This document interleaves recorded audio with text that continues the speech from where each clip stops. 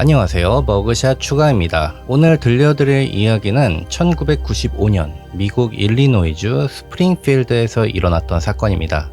완전 범죄를 꿈꿨던 한 남자에게 행운까지 겹치면서 말 그대로 진짜 완전 범죄에 거의 성공할 뻔했던 살인 사건이죠. 그리고 이 사건의 내면에는 불륜, 아이 문제 등 여러 가지 복잡하고도 어두운 이유들이 존재하고 있었습니다. 삐뚤어진 생각과 잘못된 선택으로 주변 모두의 삶을 송두리째 찢어버린 마크 윙거의 이야기입니다. 젊은 시절 마크 윙거는 미국 일리노이주 원자력 안전국 소속의 공무원, 뉴클리어 엔지니어로 취업을 하면서 스프링필드로 이주해 왔습니다.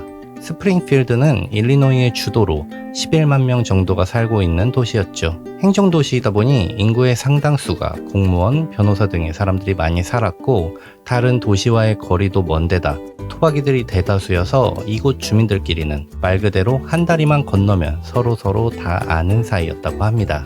마크는 지인의 소개팅으로 도나를 만나게 됐습니다. 메디컬 센터에서 테크니션으로 일하고 있던 그녀는 아주 외향적이고 부지런한 사람이었다고 하죠. 그녀는 본인의 감정 표현에 언제나 솔직했고 마음속에 무언가를 담아두는 성격도 절대 아니었습니다. 주변인들은 매 순간을 즐기는 삶에 대한 그녀의 태도가 그녀를 아주 빛나 보이게 만들었다고들 말했는데요. 마크는 이런 도나에게 큰 매력을 느꼈고 도나 역시 똑똑하면서도 유쾌한 마크에게 호감을 느꼈다고 합니다. 둘은 빠르게 가까워졌습니다. 도나는 마크와 사귀면 사귈수록 드디어 내 사람을 만났다는 느낌을 받았다고 하죠. 그렇게 둘은 1989년 결혼식을 올립니다. 둘 다 좋은 직업을 가지고 있었기에 스프링필드에 딱 보기 좋은 중산층 신혼 가정을 꾸렸죠. 도나는 2명의 여동생이 있었는데 이 자매들은 농담 삼아 한 남자가 3자매와 결혼했다고 말할 정도로 마크와는 가족처럼 가까이 지냈고 대가족을 이루고 사는 게 소망이었던 마크도 이런 도나의 가족들이 싫지 않은 듯 보였습니다. 하지만 이 부부에게 생각지 못한 시련이 찾아왔는데 둘 사이에 아이가 생기지 않는다는 것이었죠. 마크와 그리고 특히 도나는 정말 엄청나게 아이를 갖기를 원했다고 합니다. 하지만 본인이 불임이라는 사실을 알게 됐고 이들 부부는 이 일로 정말 많이 힘들어했다고 합니다. 그렇게 외향적이던 도나가 대부분의 시간을 집에서 보냈을 정도로 말입니다. 1995년 6월 결혼 6년 차에 도나는 병원에서 일하던 중 한 동료 직원의 말을 듣게 됩니다. 아니 내가 아는 10대 여자애가 있는데 글쎄 임신을 해서 애를 낳았지 뭐야. 에휴 어린 나이에 얼마나 고생이야. 근데 얘가 나한테 혹시 주변에 입양 원하는 사람이 있는지 물어보더라. 키울 생각은 아닌 것 같아? 늘 아이를 갖고 싶어 하던 도나는 이를 신의 계시로 받아들여 이 아이를 입양하게 됩니다. 부부는 태어난 지 며칠 안 된 여자아이를 안아들고 감격에 젖었죠. 아이의 이름은 베일리로 지었습니다. 도나는 이때를 인생 최고의 순간이라고 말할 만큼 아이를 사랑했다고 하고요. 도나의 동생들과 엄마, 아빠, 그러니까 모든 가족들도 모두 이 아이를 환영하고 예뻐했다고 합니다. 안 그래도 자주 모이는 가족들이었는데 베일리를 핑계로 더 자주 모이기 시작했죠. 이러한 사실들은 그 홈 레코딩 비디오를 통해서 알 수 있는데 가족들이 참 사이가 좋아 보이죠. 베일리라는 이름의 뜻은 블레싱, 축복이었습니다. 그리고 그들은 정말 축복을 받은 듯 보였습니다. 그리고 도나에겐 직장에서 만나게 된 친구 디앤이 있었는데 그녀의 베프였습니다. 아이를 키우는 건 너무 행복한 일이었지만 처음이었던 만큼 새 엄마로서 겪어야 할 어려움과 고충도 많았죠. 이때 디앤이 도나를 정말 많이 도와줬다고 합니다. 도나와 그녀의 동생들에겐 피만 안 섞였지 사실상 가족이나 마찬가지였다고 하죠. 그로부터 3달 뒤 1995년 8월 29일 911에 한 남성의 절규하는 신고 전화가 들어옵니다.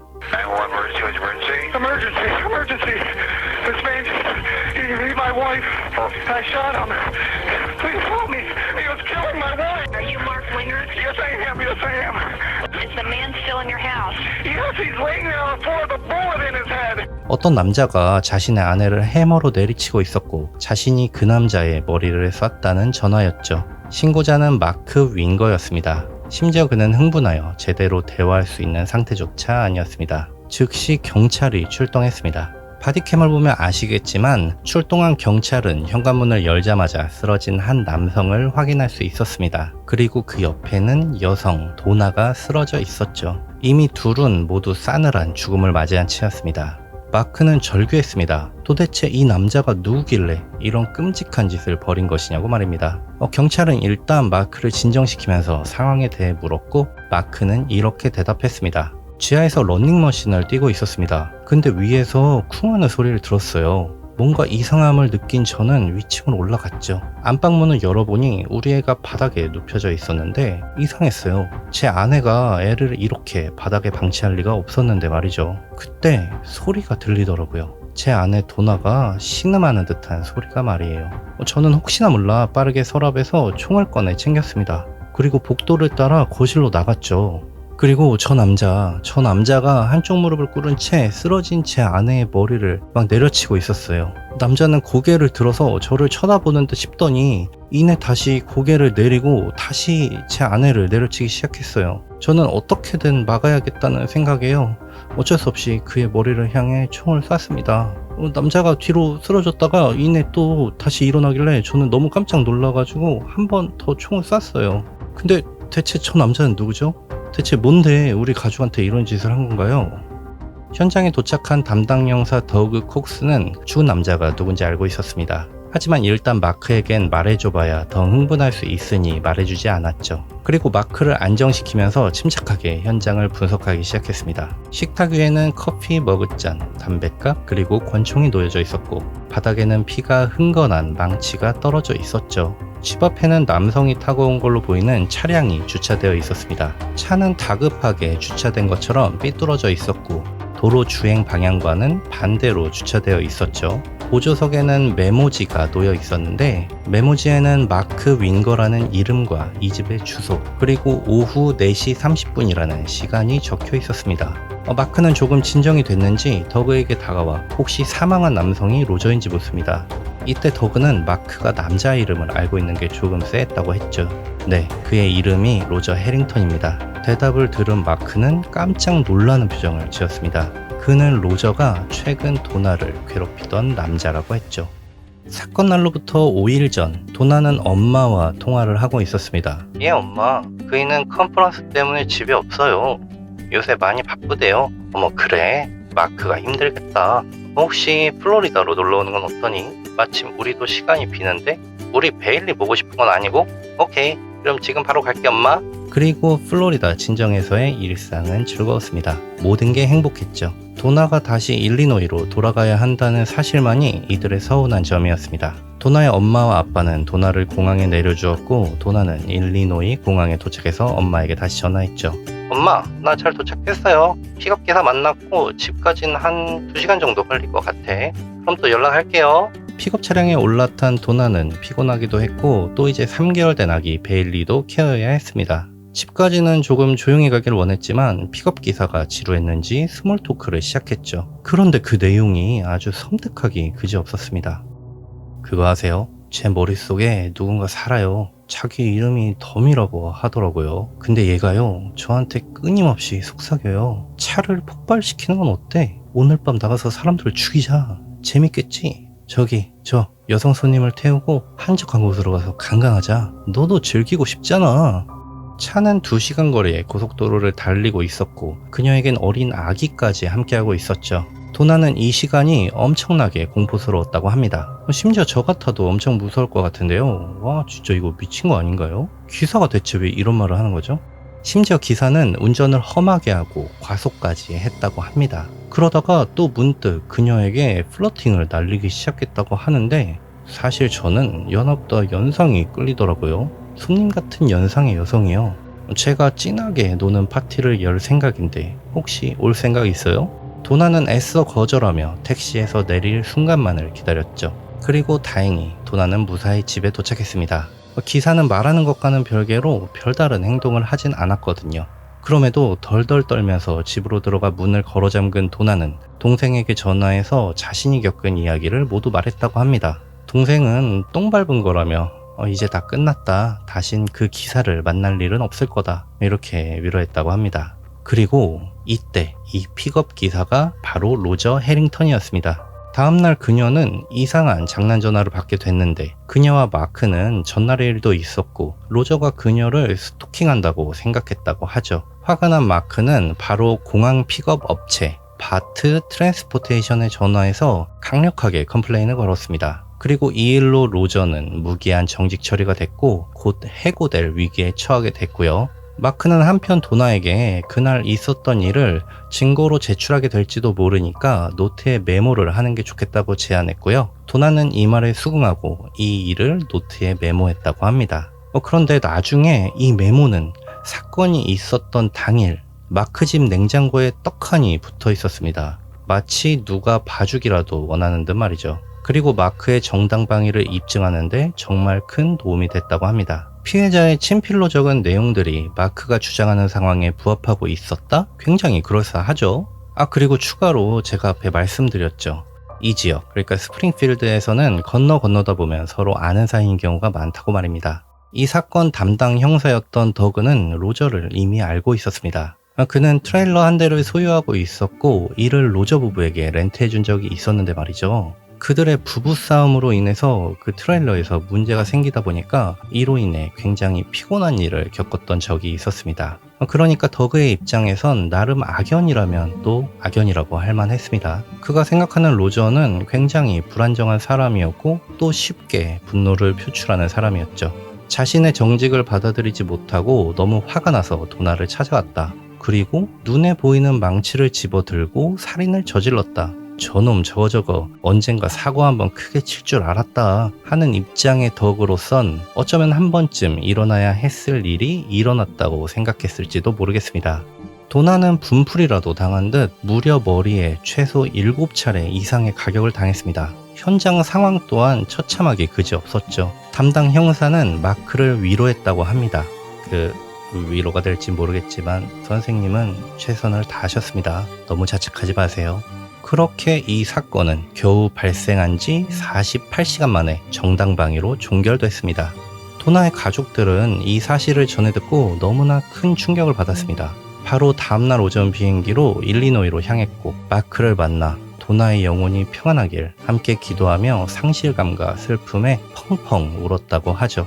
이 사건은 곧 스프링필드 전역으로 퍼졌고 사람들은 충격에 빠졌습니다. 리무진 기사의 스토킹과 살인은요, 당장 내일이라도 나와 내 가족의 일이 될 수도 있었기 때문이었죠. 아니 어떻게 이렇게 로저 같은 검증받지도 않은 인간이 기사로 취업했는지에 대한 항의가 정말 많았다고 합니다. 한편 도나의 가족들은 혼자 남겨진 마크와 베일리가 너무 걱정됐습니다. 생각해보세요. 너무 사랑하는 아내가 살인을 당했습니다. 남자는 그럼에도 직장을 다녀야 했죠. 혼자서 3개월 된 아이도 돌봐야 했습니다. 사실상 너무 어려운 이야기죠. 그래서 도나의 엄마 세라와 동생 제니가 마크의 집에 교대로 머물면서 당분간 베일리를 돌봐주기로 결정했습니다. 도나의 가족들은 여전히 마크를 도나만큼이나 아끼고 사랑했으니까요. 그가 너무 딱했겠죠? 그가 얼마나 도나를 사랑했었는지 그리고 얼마나 도나에게 충실했었는지를 잘 알고 있었기 때문에 더 마음이 아팠다고 합니다. 다만 이때 도나의 가족들이 조금 의아하게 생각했던 부분이 있었는데요. 베일리를 돌봐야 함에도 마크가 술을 너무 많이 마셨고 또 바에 가서 늦게 들어오는 일이 굉장히 잦아졌다고 합니다. 그리고 집에서는요, 펄프 픽션 같은 그 총 쏘는 범죄 영화들 있죠. 이런 영화들을 엄청나게 봤다고 하죠. 도나의 엄마 세라는 상실의 고통을 잊으려는 그의 나름의 방법이겠거니 생각했다고 합니다. 1995년 12월 도나가 사망하고 4개월이 지났습니다. 그리고 베일리를 봐주는 세라와 제니는요, 아무리 교대로 왔다 갔다 한다곤 하지만 본인들의 삶도 있었기 때문에 이 일을 지속하는 건 둘에게도 결코 쉬운 일이 아니었죠. 결국 제니는 고민을 하다가요, 마크에게 보모를 고용하는 건 어떤지 제안을 합니다. 그리고 마크는 이를 받아들였고 보모로 레베카를 고용하게 됐죠. 레베카는요, 누가 봐도 사랑스러운 여성이었습니다. 큰 키에 얼굴도 예뻤고 무엇보다 순수한 마음을 가지고 있었다고 하죠. 면접에서 마크가 그녀를 보자마자 그녀가 너무 마음에 들어 꼭 이 일을 해줬으면 한다고 부탁까지 했다고 합니다. 그렇게 레베카는 마크의 집에서 거주하며 아이를 돌보게 됐죠. 레베카는 계속 지내야 하는 이 공간이 그 무서웠던 범죄 현장이라는 게 조금 마음에 걸리긴 했지만요. 또 아이를 볼 때면 그래, 애가 무슨 죄야. 이 아이는 잘 클 권리가 있어. 라고 생각하면서 마음을 다잡곤 했다고 하죠. 퇴근 후에 힘든 내색 없이 베일리에게 최선을 다할 뿐인 마크의 모습이 짠하기도 했고요. 그녀는 누가 봐도 아이에게 정말 최선을 다했다고 합니다. 레베카가 훗날 인터뷰에서 이런 말을 했다고 하죠. 때로는 보모 역할에 매몰되어 진짜 이 아이의 엄마가 된 듯한 느낌도 들었다고 말입니다. 도나의 가족들도 이런 레베카를 모두 마음에 들어했다고 하는데, 하지만 그녀를 마음에 들어하지 않는 사람이 딱 한 명 있었습니다. 그건 바로 도나의 베프였던 디앤이었습니다. 앞에 언급했던 도나의 직장 동료인 친구 말이죠. 그녀는 레베카에겐 경계심을 표하는 한편 마크 앞에서는 나긋나긋 행동했고, 레베카가 보기에는 마치 도나의 자리를 대신하려는 듯한 그런 느낌을 받았다고 하더군요. 레베카 역시 그녀의 그런 행동이 뭔가 불편했다고 하죠. 그래서 이를 마크에게 말해봤지만 마크는 친한 친구인 도나를 잃어서 힘들어하는 걸 거예요. 신경 쓰지 마세요. 이렇게 대답했다고 합니다.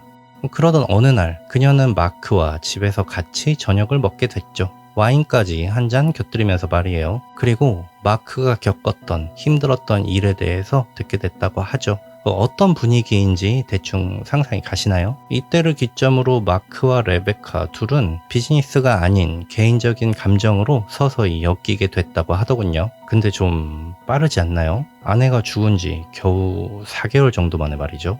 1996년 1월 도나가 사망한 지 5개월이 지났습니다. 마크는 도나를 픽업해준 로저가 일했던 회사 그 바트 트랜스포테이션에 민사소송을 제기하기로 결정합니다. 검증도 없이 고용하지 말아야 할 사람을 고용해서 도나가 억울한 죽음을 당하게 했단 이유였죠. 그리고 그는 당시 사건 담당 형사였던 더그 콕스에게 연락하여 케이스가 종결됐으면 이제 자신의 총을 돌려받고 싶다고 얘기합니다. 나머지 증거들도 민사소송에 필요하니까 변호사를 통해 가져갈 수 있는지 물었죠.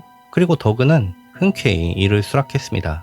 당시 마크는 더그에게 총을 건네받으면서 이 사건 확실히 종결된 거 맞죠? 혹시 제가 추가 인터뷰를 해야 할까요? 같은 질문들을 했다고 합니다. 에휴, 눈치도 없지. 더그 본인 말로는요, 이때 좀 찝찝함을 느꼈다 라고 하긴 하더군요. 결국 다 지나서 하는 말이긴 하지만 말입니다. 1996년 초여름, 아마도 6월 말에서 7월 사이인 것 같습니다. 레베카는 마크의 아이를 임신하게 됩니다. 이 사실은 충격 그 자체였죠. 심지어 이때 마크는요, 도나의 엄마 세라에게 전화해서 좋은 소식이 있어서 전화했다는 말과 함께 이 이야기를 했다고 합니다. 도나의 가족들 입장에선 정말 황당했다고 하죠. 아니, 우리 도나가 죽은 지 1년도 안 됐는데 이렇게 빨리 도나를 잊었다고? 거기다 임신까지 했다고?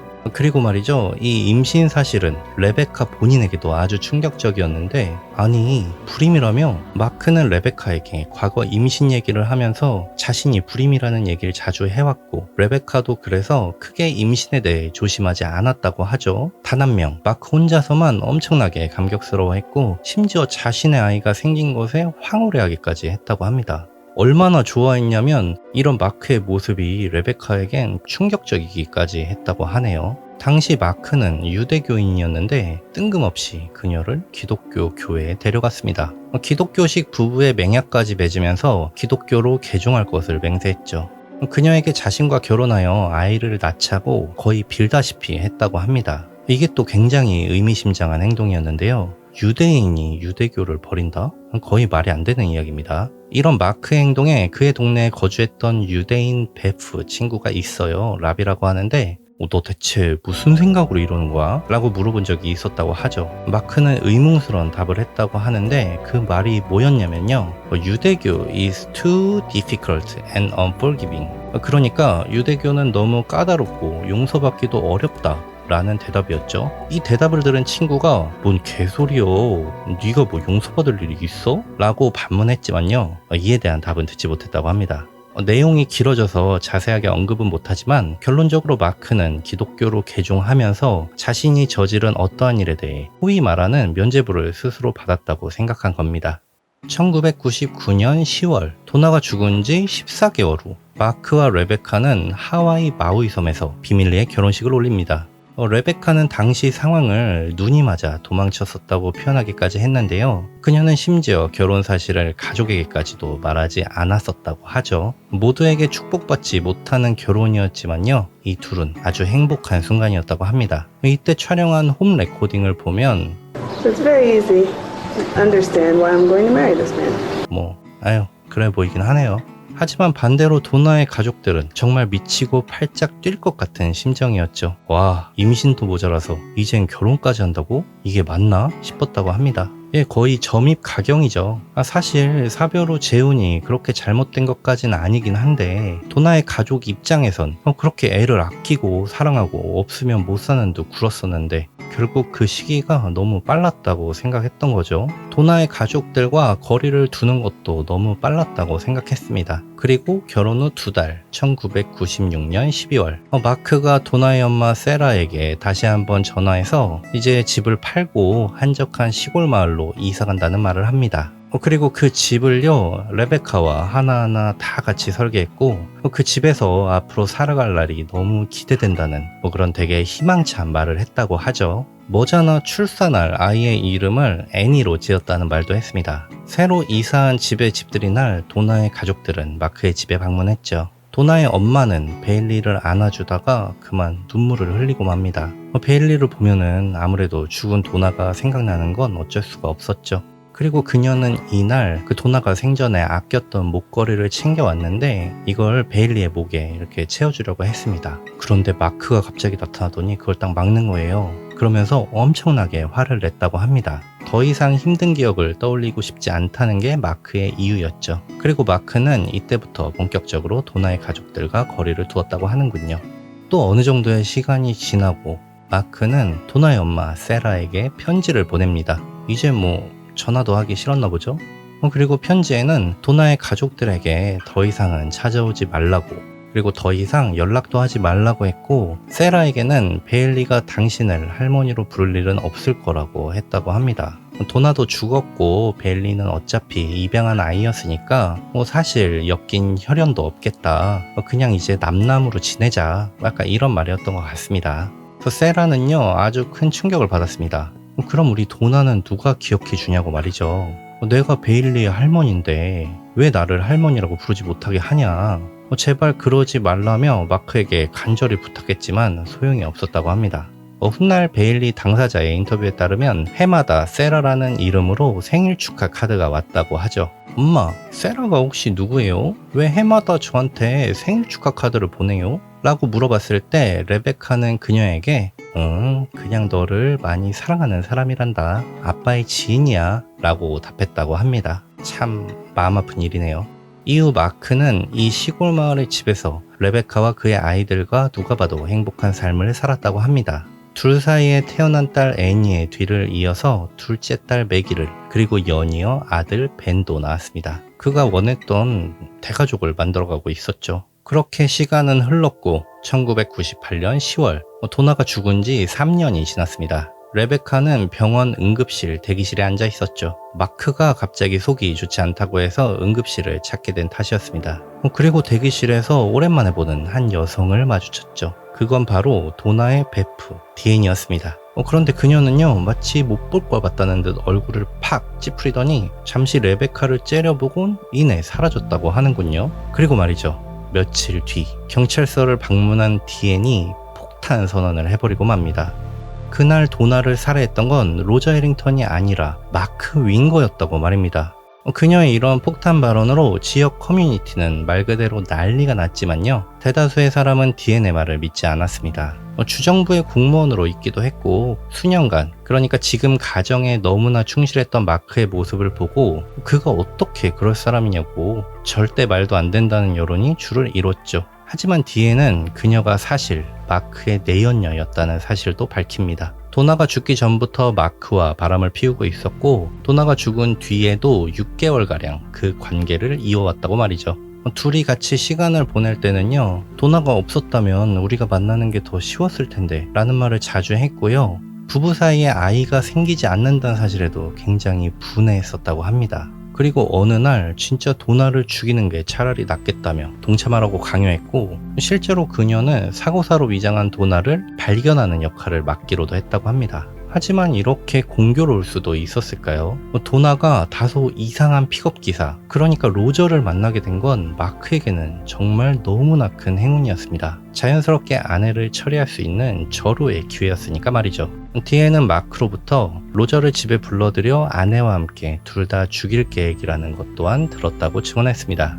그녀는 도나의 사망 이후 큰 죄책감에 시달렸다고 했죠. 비록 직접적으로 마크를 돕거나 하진 않았지만요, 이러한 사실들을 알고 있는 것만으로도 또 신고하지 못한다는 사실이 괴로웠다고 합니다. 마크가 절대 어디 가서 누설하지 말란 협박도 했다고도 하죠. 그리고 그녀는 마크가 레베카와 가까워지게 되면서 소위 말하는 팽을 당하고 말았는데 말이죠. 병원 응급실에서 이들 부부를 만났던 일이 결국 트리거가 되었습니다. 그러니까 나는 이렇게 힘들고 우울하고 죄책감에 시달리는 삶을 살고 있는데 저 연놈들은 아주 저렇게 행복하게 잘 살고 있네, 이러면서 빡이 친 거죠. 경찰은 이런 DNA를 모두 믿진 않았지만 어쨌거나 도나의 살인 사건은 이를 계기로 재조사에 들어가기도 했습니다. 사건 재조사를 배정받은 담당 형사는 더그 윌리엄슨과 찰리 콕스입니다. 그 이전 담당 형사였던 더그 콕스와는 다른 사람입니다. 아무튼 이 둘은 마크의 민사재판을 담당 중인 변호사 사무실에 찾아가 사건 재조사를 위해 증거품을 회수합니다. 그리고 이때 형사들에게 정말 큰 행운이 따랐는데, 증거물 박스를 이렇게 받아서 사무실을 나가려던 그들에게 변호사가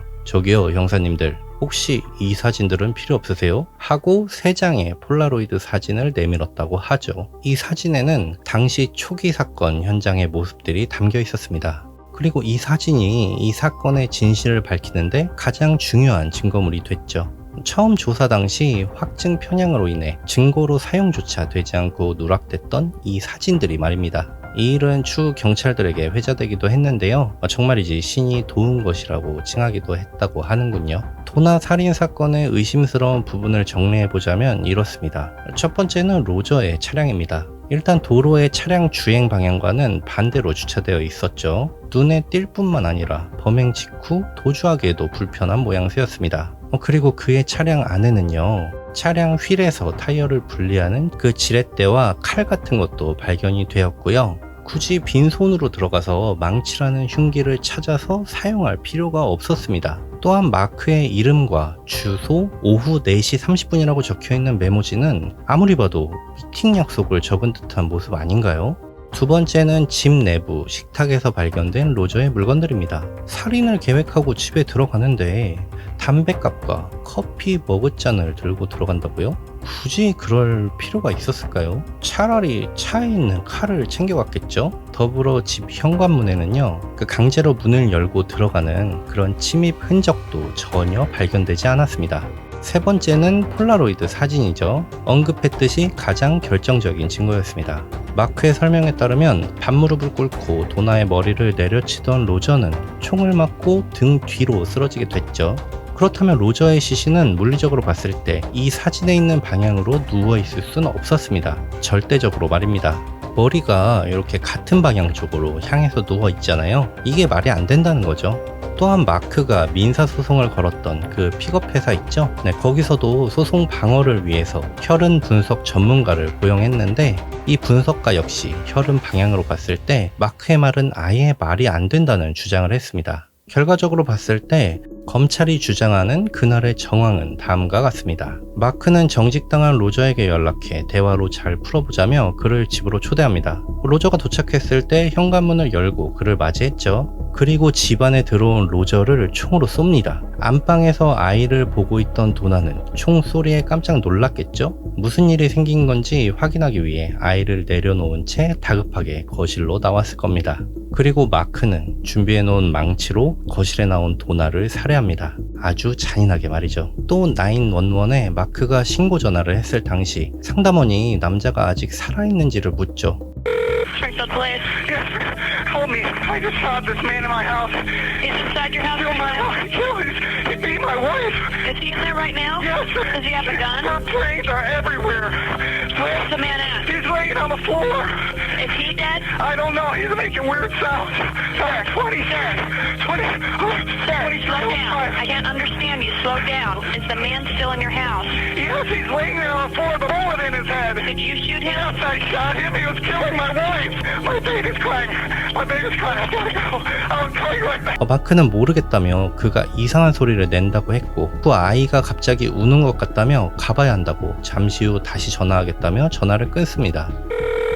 Hello? Winger, Yes, yes. this is the police department. We've got officers en route. I need to know what's going on there. My wife is dying on the floor. Okay, is she still alive? I'm so... Okay, we've got an ambulance en route and we've got police officers en route. Where is the gun? I left it on the table. It's on the table. It's on the table. Please, Okay. please come here. We've got people on the way. Okay. Who is this man? I don't know who he is. He's still inside the house? Yes, he's laying on the floor. I gotta hold my wife. I gotta get to my wife. Okay, are you Mark Winger? Yes, I am. Okay, and your wife is Donna? Yes, she is. When did the man come here? I know, a few minutes ago. Wait, I gotta get to my wife. Please, just let me get to my wife. I won't hang up. Okay? Okay, we've got officers en route. Okay, my door's open. Okay. Okay. 하지만 녹취록을 들어보면요 남자가 신음하는 듯한 소리는 들리지만 아이의 울음소리는 전혀 들리지가 않습니다. 담당 형사가 정말 수백 번을 들어봤다고 하더군요. 아마 이때만 해도 로저가 아직 살아있었을 것이라 추측됩니다. 갑자기 소리를 내니까 놀란 마크가 아이 핑계를 대고 통화를 끄는 것이고 말이죠. 2002년 8월 9일 마크는 법정에서 여전히 당당한 모습이었습니다. 폴라로이드 사진에서 보여주는 시신들의 위치는 아마도 현장에 도착한 구급대원이 임의로 옮긴 것이 아니냐는 말도 안 되는 소리를 했다고 하네요.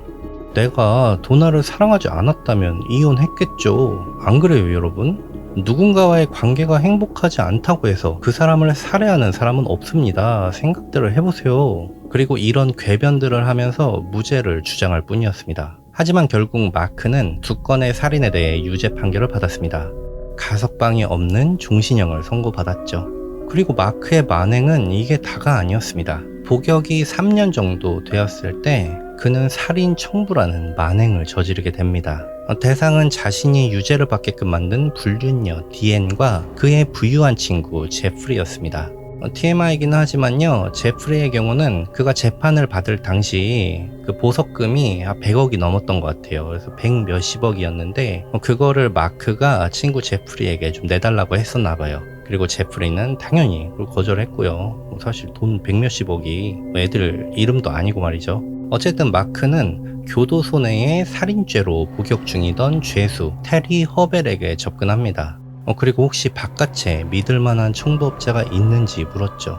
테리가 무슨 계획이냐고 묻자 마크는 그에게 무려 10장이 넘는 노트를 넘겼고 그 안에는 상세한 계획들이 적혀 있었습니다. 근데 이 계획이라는 게 좀 웃깁니다. 들어보세요. 먼저 자신을 유죄로 만든 디앤의 경우에는요, 납치를 먼저 합니다. 납치한 뒤에 거짓 자백을 했다는 유서를 남기게 만들고 자살로 위장하여 살해합니다. 이로써 스스로의 무죄를 입증하고자 했죠. 그리고 제프리는요, 일단 돈이 많은 친구였잖아요. 그러니까 납치해서 거액의 돈을 뜯어냅니다. 그리고 그와 그의 가족들까지 전부 살해하라는 지시였습니다. 근데 여기가 진짜 웃긴 포인트인데요. 살인 청부 대금을요, 이 뜯어낸 돈으로 지불할 계획이었던 것입니다. 심지어 남은 돈은 그의 생활비로 쓸 계획이기까지 했죠. 아니, 청부업자가 무슨 빵 셔틀도 아니고 시키는 대로 사람 죽이고 돈도 뜯어내고, 그리고 심지어 일부는 자기 청부 대금으로 쓰고 남은 돈은 또 가져다 주기까지 해야 되는데 이게 말이 되는 소린가요? 당연하게도 테리는 계획을 읽어보곤 말이 전혀 안 된다고 판단했죠. 그리고 차라리 이를 제보해서 자신이 감형받기를 택했다고 합니다. 그래서 경찰과 이렇게 공조 수사도 진행하고요. 녹음기를 착용한 상태로 이제 마크와 대화를 하면서 이제 사건의 증거가 될 수 있는 녹취록까지 만들어낼 수 있었다고 하죠. 그리고 이 사건으로 기소를 당했을 때 마크는요, 아니요, 그냥 스트레스 해소용으로 써본 소설일 뿐이죠. 이걸 믿으세요? 절 보세요. 제가 이제 와서 살인이요? 그게 말이 된다고 생각하십니까? 예? 라는 말들로 또 스스로를 변호했지만 법원은 다시 그에게 유죄 및 추가 35년형을 선고했습니다. 이제 그에게는 아무런 희망이 없습니다. 현재 그는 그의 가족들에게마저 외면당한 상태죠. 그의 4명의 아이들은요, 모두 성을 윙거에서 시믹으로 개명하였습니다. 더 이상 아빠를 그리워하지도 보고 싶어 하지도 않죠. 거기다가 평생 그에게 찾아가거나 연락할 생각조차 없다고 말했습니다. 근데 이 와중에 이 마크라는 남자가요, 좀 대단하다는 생각까지 듭니다. 지가 진짜 잘난 줄 알고 또 자존심도 굉장히 강하더군요. 스스로도 아이들이 그럴 줄 알았다는 듯, 그래 뭐 잘 살아라, 나도 마찬가지다, 나도 연락 안 해, 이런 말을 남겼다고 합니다. 반성이라는 걸 전혀 모르는 듯 하네요. 이렇게 완벽한 범죄를 꿈꿨던 한 남자는 결국 평생을 교도소에서 홀로 보내게 됐습니다. 여기까지 마크 윙거의 이야기였습니다.